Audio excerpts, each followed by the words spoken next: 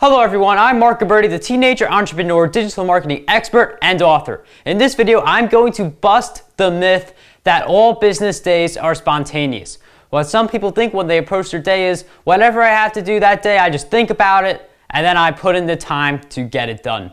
But in order to be a successful entrepreneur, you need to structure out your days so that you have a clear idea of what is happening before the day even begins. Now, how exactly do you do that? You plan the night before. And by planning the night before and identifying what you will do the very next day, you have a structure for yourself and you know what exactly you have to do right when you wake up. So instead of waking up and, what should I be doing today? You immediately know what you have to do upon waking up. And when you wake up, that's the point when our willpower is at its strongest.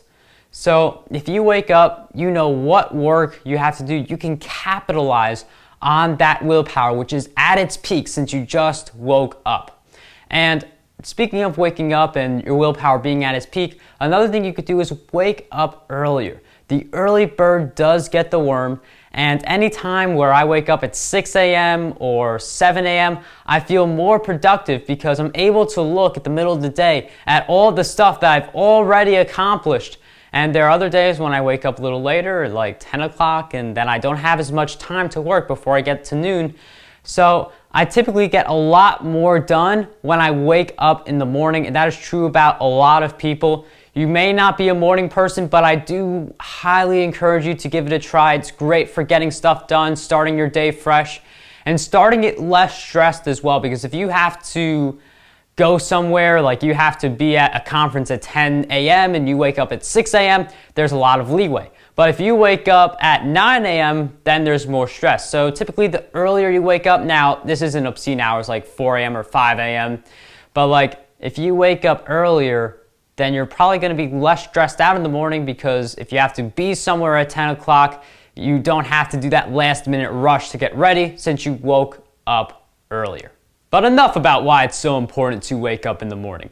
The way that you structure your days as an entrepreneur is you give yourself the daily goals, as I mentioned before, but all of those daily goals have to lead up to something. They aren't just random daily goals that you think of on the fly the night before. These are goals that align with the big goals that you are trying to accomplish for the week. Each week, I always give myself a weekly scorecard. It's based on the book, The 12-Week Year, in which you identify all of the goals that you want to accomplish within a given week. And then I use sticky notes that I write on the night before to identify what I have to do each day in order to accomplish those goals that I want to accomplish within a week. So you want to have a very structured plan as to what you're going to do, identify what goals you want to get accomplished each day, and make sure those goals align with the goals that you want to accomplish within the given week. And you also want to leave some time for miscellaneous things, like maybe, for instance, you suddenly get a podcast interview that you have to schedule in your day. Maybe you get an unexpected call from a client. So you do want to anticipate those things happening, because if you do, what will happen is you'll have extra time. So if they happen, you're still able to get your weekly goals accomplished. And if they don't happen, you are able to go full force into what you're trying to accomplish for the week. And maybe you accomplish more than what you had expected for the week. Thank you for taking the time to watch this video. If you want me to bust a certain myth or talk about something specific within one of my videos, then post your idea in one of the comments below this video. I make it a point to go through the comments and engage with as many of them as possible. Now, before you go, what I'd appreciate you do is you either like or you dislike this video, and leaving that engagement just lets me know how I'm doing with my YouTube channel and what videos I should be focusing on.